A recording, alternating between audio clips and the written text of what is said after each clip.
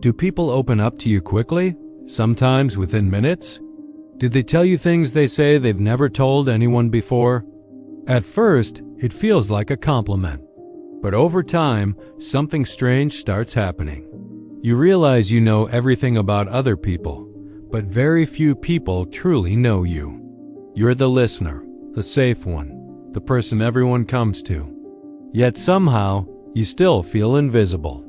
So the question becomes, why do people feel so comfortable talking to you, but rarely ask about you in return? If this pattern is familiar, your conversations probably follow a certain rhythm. Someone starts sharing a problem. You nod, you listen carefully, you ask thoughtful questions, and within minutes, the conversation becomes all about them. Their struggles, their emotions, their story. And you don't necessarily mind. In fact, part of you likes being trusted. But there's another part that quietly notices something. The moment the conversation pauses, no one asks what's happening in your life. Or if they do, it's brief, surface level. Then the attention shifts right back again. Over time, this shapes your identity. You become the understanding one, the calm one, the emotionally safe person. But there's a quiet cost to this role. When you're always the listener, you slowly disappear from the story. Psychologists sometimes call this asymmetric emotional disclosure. One person reveals deeply, and the other provides emotional space. And when that pattern repeats often enough, your brain starts to associate relationships with one role: supporter, not participant. But here's the part most people miss. This pattern rarely starts in adulthood. It usually begins much earlier, and it has a psychological reason. The first thing to understand is this: being easy to talk to is not a flaw. It's an adaptation. Your brain learned a powerful social skill: listening deeply, regulating your reactions, and making others feel safe enough to open up. In psychology, these traits are connected to high emotional attunement. Your brain is constantly reading subtle signals, tone shifts, facial expressions, small emotional cues. And when you sense tension, you instinctively create space for the other person. This ability is rare. But like many adaptive traits, it can become unbalanced. Because the same sensitivity that helps others feel safe can also make you hesitate to take emotional space for yourself. To understand this, imagine your brain as a social radar system. Most people's radar scans occasionally. Yours scans constantly. It picks up microsignals. Is the other person uncomfortable? Do they need reassurance? Are they holding something back? This process involves brain regions like the anterior insula and mirror neuron systems, which help you simulate other people's emotions internally. In simple terms, your brain temporarily borrows their feelings so you understand them quickly. But here's the hidden trade-off.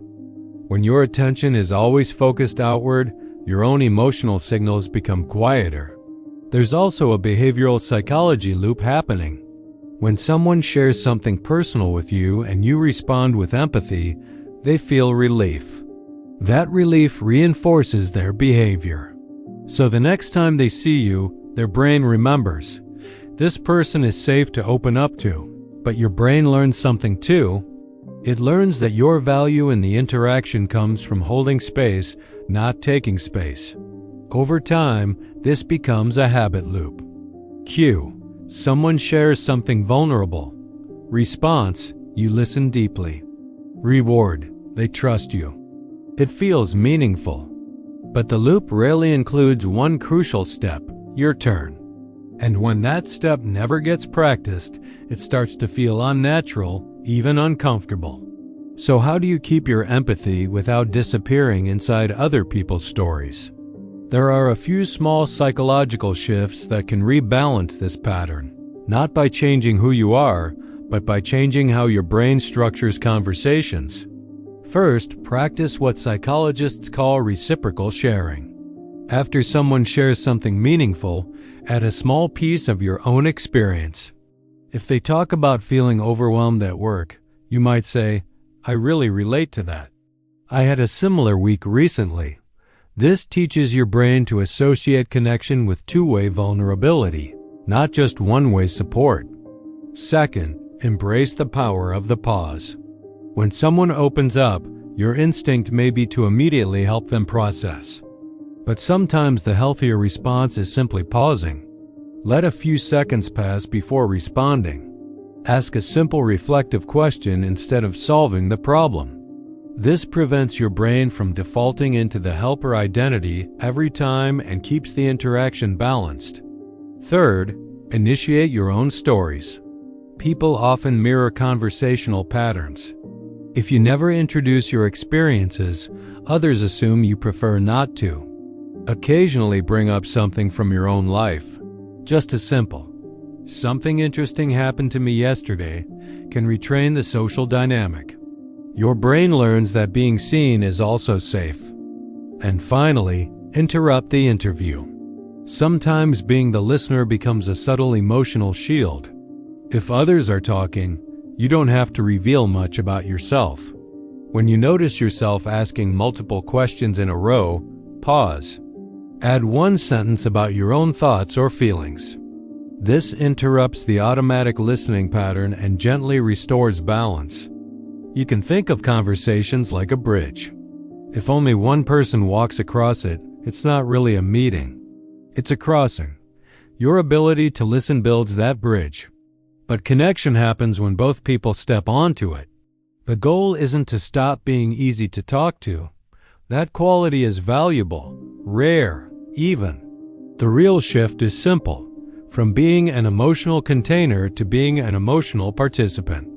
Someone who listens deeply and is also seen.